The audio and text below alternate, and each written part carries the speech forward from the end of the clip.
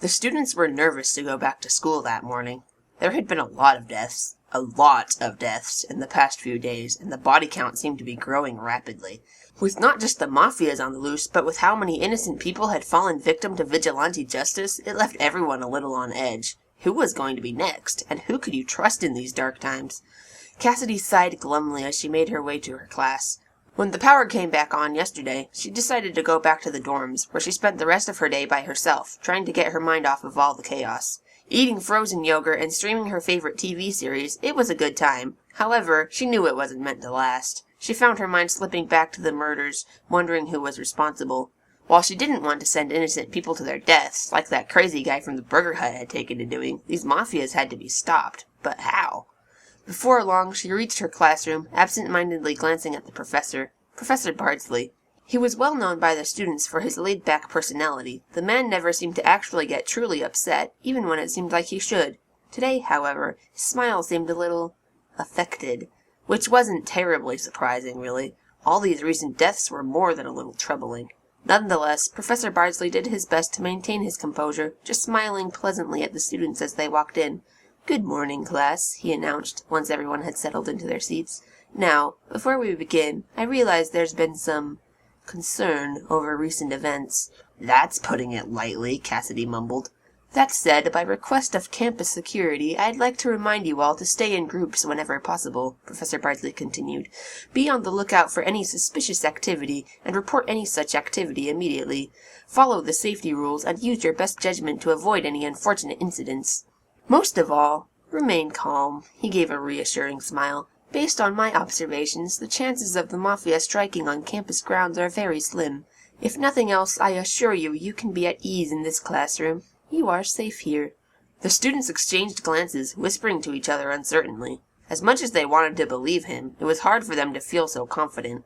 I mean, they were talking about the type of people who would kill a blind kid at a funeral. Would they really have any reservations about attacking a school? "Now then," Professor Bardsley picked up his teacher's manual, flipping it open. "Let's begin, shall we?"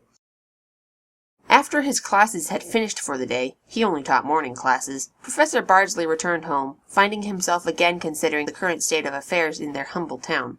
Over the course of just a few days, at least 10 people had been brutally killed, and the number was sure to rise if nothing was done about it. And even if they could stop it, this terrible incident already assured that things would never be the same in Ipham Cove. Though the future looked grim, he had to try and stay optimistic. As long as he kept a cool head and tried to look at things rationally, hopefully he could help determine who was really behind all of this violence. Of course, that was assuming that the enraged townspeople would bother doing a proper investigation, which so far they had not. This was very troubling to him. How did that Burger Hut employee expect to stop bloodshed by blindly shedding more blood? Didn't he realize how dangerous mistakes could be? Just as he was arriving at his house, he was approached by a familiar face, Liliana Parker, the blue-haired woman from before. He smiled at her in greeting. "Oh, hello, Miss Parker." "Hello. I haven't been able to talk to you for a while, but I am glad to see you now," she said to him. "I was just heading over to Leopold's salon. Do you want to come with me? I know he had been interested in the investigation." As she continued, explaining that she had accidentally left something at his salon, Professor Bardsley's thoughts drifted back to yesterday. Mr. Endicott was so distraught over the death of Travis Richam, seeking comfort from the professor. Was he holding up all right, he wondered? He assumed the stylist had calmed down since then, as Miss Parker hadn't even mentioned his emotional state. Either way, Miss Parker was right in that he had expressed interest in the investigation. Professor Bardsley did also tell Mr. Endicott that he might stop by the salon later. "All right," he eventually decided. "I'll come with you." As they walked, they discussed the investigation, telling each other what they had deduced of the situation. While Professor Bardsley had to regretfully admit that he had little luck in determining who was Mafia and who wasn't, Travis Richam was still a surprise to him. He could make a decent guess at the motives of those already discovered. Maybe analyzing the motives of those who were already determined to be Mafia could help them determine who else might resort to such deeds. "Miss Lucas, she clearly had unfortunate luck, the poor woman," he said. "I heard that her employer, Mr. Everington, met his demise on an ill-fated cruise ship a few years ago. And then with Miss TWF's death, well, sometimes such tragedies can cause a person to lash out." He shook his head sadly. "As for Mr. Richam, I'm not certain, but I suspect he didn't realize the full implications of what he was doing. The man was delusional, after all." His voice trailed off in thought. He had to wonder, had the other mafiosos witnessed terrible tragedies as Lindsay Lucas had? Or perhaps they were like Mr. Richam, completely delusional, giving no proper regard to the people around them? It was worth considering, but was anyone else in the town even like that? This train of thought was interrupted when they arrived at the salon, where some rather unusual sounds echoed through the air. He wasn't certain what it was at first, but when Miss Parker mentioned Felicity Rapture, he immediately recognized it, the sounds of the velociraptor presumably looking for food. But why would he do that here? I don't know, Professor Bardsley replied to her question, deciding to investigate further. He sought out the source of the sound, where he was greeted with the sight of, oh no. A small crowd had gathered around a body. A very stylish body. Mr. Endicott was dead. Before Professor Bardsley knew what was happening, the young man obsessed with video games had approached him again, and what was he wearing? It was you! The boy shouted. You killed the hair-dude guy because you can't stand the thought of my hair being better than yours. Well, you know what? If I turned off those mods, you'd be bald. I am going to harness the power of charisma in the name of the dude you killed, and there is nothing you can do about it. What? Was Professor Bardsley's response. I assure you I had nothing to do with this. Thankfully, before the boy could go on, one of the sisters from the church stepped in and interfered. Calm down. Let's not accuse people without evidence, all right? You don't know if he's innocent or not. His hair indicates nothing. Maybe he was a frequent customer of your mentor? She sighed. How about you, and you, Professor, if I may recruit you? Help me carry this man down to the morgue. He deserves respect and to not be left here for people to stare at. Yes, of course. Professor Bardsley once again attempted to regain his composure, smiling pleasantly. I'd be happy to help. He made his way over to the body, getting ready to help the sister carry it, when something odd happened. No bacon here, either. It was the voice of the assistant mayor, Mr. Smith, again. But that didn't make any sense. Perhaps this was a situation where Mr. Smith would normally be, as he had previously reasoned, but he would certainly never say something like that. He knew it couldn't be real. Ghosts weren't real, after all. But despite this, he couldn't help but glance in the direction of the voice. Sure enough, there was the ghostly form of Mr. Smith right beside him. What in the name of Woo were those things on his head? No, this didn't make sense. If he were truly seeing illusions, they should at least make sense. If the illusions made sense, then it was reasonable, but this didn't, which could only mean... Professor Bardsley immediately looked away from the illusion, hoping no one had noticed him looking at it. He was not going to deal with this. He had stopped listening to whatever the boy had to say about him, realizing it would be pointless to try and argue with him. When Miss Parker approached him, though, Mr. Bardsley, can you see the ghosts? Professor Bardsley froze. Miss Parker listed off 3 names, Anna, Fella, and Jack. Thinking about it, Professor Bardsley realized he had noticed them too, despite his attempts to tune them out. He had tried his best to do that lately, not wanting to admit to himself that he had been seeing ghosts. Surely it was all in his head.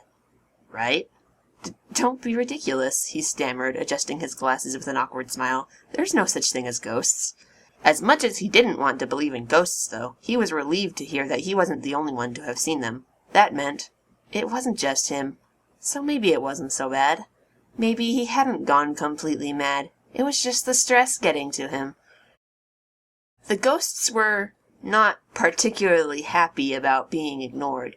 Oh, well, thank you for denying what little existence I have left, came Miss Dywhite's voice just before he was pelted with a snowball. That real enough for you? Then there was Mr. Smith. Putting bacon on his head. Why bacon, of all things, was one thing, but he had the gall to bring anthropology into it. Professor Bardsley was not pleased. He was an expert on anthropology. He didn't need some ghost telling him about... No. He needed to stay calm. Clearly, yes, this made sense. The ghost talking about anthropology was clearly a sign that this was all in his head. The bacon was already gone, and now on Mr. Smith's head? Whatever, it didn't matter. It wasn't real, after all. Professor, I think it's time you accepted that you can see ghosts. They are real, and they need your help. Again, Professor Bardsley froze. What? Trust me, you are not mad, the sister continued. You're as sane as everyone else here, so humor them. Professor Bardsley fell silent. Maybe she was right. Maybe he hadn't gone mad. Everything was fine. This was all perfectly normal. But if ghosts were real, was that really any better? I'd better get Mr. Endicott here to the morgue, he mumbled, starting to move the body. He needed to get away from all these ghosts for a while. It had been a very long day for Leland G. Bardsley. teaching his classes, helping to drag corpses to the morgue, feverishly denying the existence of ghosts. It all added up for the professor, especially in conjunction with the stresses of the past few days. So though he normally wasn't one to partake in greasy, unhealthy food, as night fell over Ifam Cove, Leland Bardsley found himself in a booth in the burger hut, menu in hand. The thought of a delicious, fatty burger made his stomach grumble greedily. As he placed his order with the server, a smile ticked at the corner of Bardsley's lips. Most of the patrons of the burger hut hung their coats on the hooks that adorned each booth, but Bardsley kept his folded neatly in his lap. As he waited for his double cheeseburger, he stroked that coat like a puppy, his fingers gracing over the lump in the pocket every so often, as if just to confirm to himself that it was still there. That shape comforted him. The tiny little bottle, filled with clear liquid. Ever since it had arrived through the mail slot a few days ago, Bardsley had refused to let it out of his sight. He wished he could keep it even closer, in his pant pocket perhaps, but he worried about the item's delicacy. At least the pockets of the coat provided a modicum of padding. Now was no exception to him not letting the item out of his sight, even when, as he waited for his meal, he decided to visit the restroom.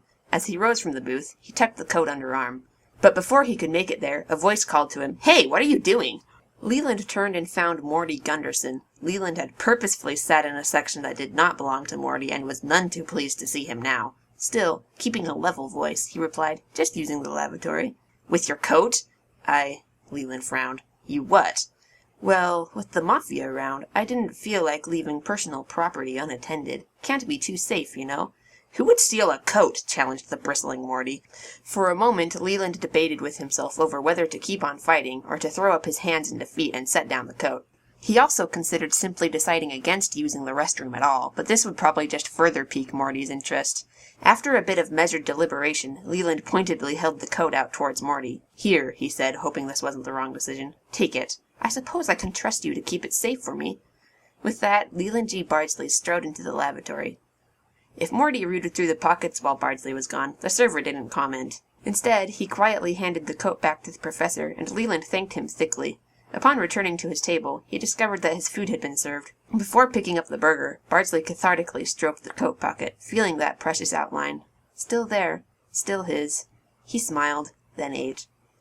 It was, in the end, a very stupid mistake. Both unnecessary and careless, and usually one that Leland G. Bardsley would not have made. But he was so very tired, and so very distracted by the delicious burger and its accompanying crispy French fries, that it simply happened. From his pant pocket, a phone chirped. As he chewed on a fry, he fished the phone out. A slim, shiny new smartphone, housed in a sturdy case, and unlocked the screen. A text from Pretty Boy College about a road closure near campus. Bardsley deleted it and slipped the phone back into his pocket. He thought nothing of it. He noticed no one was watching him. Morty Gunderson was watching him. A few minutes later, another chirped from the pocket. Bardsley swallowed another bite of burger, then pulled out a phone. But this phone was not like the other. It was old and dinky, a flip phone, the kind you bought prepaid at a gas station. Bardsley opened it, looked at the screen, and read the incoming text message. He quickly typed a message back, then back into the pocket went the phone. Morty Gunderson was still watching him. "Why have you got two phones?" the server asked, striding over to Bardsley's table in record time. "Pardon?" Bardsley asked, even as his blood ran cold. I've no idea what you're talking about." 5 minutes ago, you get a text. Smartphone. Just now, another text. But a different phone." The server's voice was loud. Everyone in the restaurant was now staring at Morty and Bardsley. "You're mistaken," Bardsley said. "I am not." "Then, empty your pockets." "I will do no such thing." "You will." "I will not." You've gone a little mad, Mr. Gunderson. You need to calm down before you do more things that you eventually regret." "I regret nothing. The rest of this town sits and shivers, but I take action. Without me, more mafiosos would still be alive." "Lindsay, perhaps," conceded Bardsley. He was panicking a little now. His pulse raced, and though he was normally articulate, he stuttered a bit as he said to Morty, "But the rest? They were innocent. Anna and Fella and—" "How do you know?" Morty growled. "Unless—" "You are not looking in my pockets," Bardsley said. Alas, he ultimately had no choice in the matter. Apparently Morty was not the only one now suspicious, for the server had no problems in finding companions to help drag the professor out of the booth and restrain him. As Bardsley continued to protest, his pockets were turned out, and 2 separate phones were removed from them. As Morty examined them, Bardsley knew it was over for him. Trying to stay calm, he turned his attention towards his coat, which was still resting on the booth seat. If these people were going to kill him, then he could not let them have what was inside that coat. So while Morty furiously read aloud the damaging texts on the burner phone, Bardsley whirled hard. His captors didn't let go, but he was now at least at a decent angle to kick at the coat. He smashed his foot atop the pocket as hard as possible. He smiled when he heard the crack of the vial inside. Leland G. Bardsley did not want to die, but at least he was not going to go without taking out the town's last lifeline against death. "They're going to avenge me, you know," he leered at Morty as the server pulled out a knife. "You're going to regret this, all of you. You mark my words. You mark my words." He was still smiling as the knife was dragged across his throat. Professor Bardsley had always found people so fascinating. It was always interesting to see how people reacted to different things, how society reacted. That was why he took up anthropology, of course, because it was just so interesting to him. But he was not like the other people, because he just never cared. He knew all about how people cared for one another. He had been studying it for years, after all. He was an expert, but somehow, when he looked at most people, all he could see was his research. He watched what they did in times of joy. He watched what they did in times of grief. It was so interesting to see, but nothing more. Of course, when he heard about the Mafia coming to town, he decided to look into it. How could he resist? Surely it would cause such an interesting impact on society. It started out as simple things, graffiti, broken windows, enough to get the town riled up, but he always thought it could use a little something more. And then something changed, and suddenly there was bloodshed, and it was oh so fascinating to watch.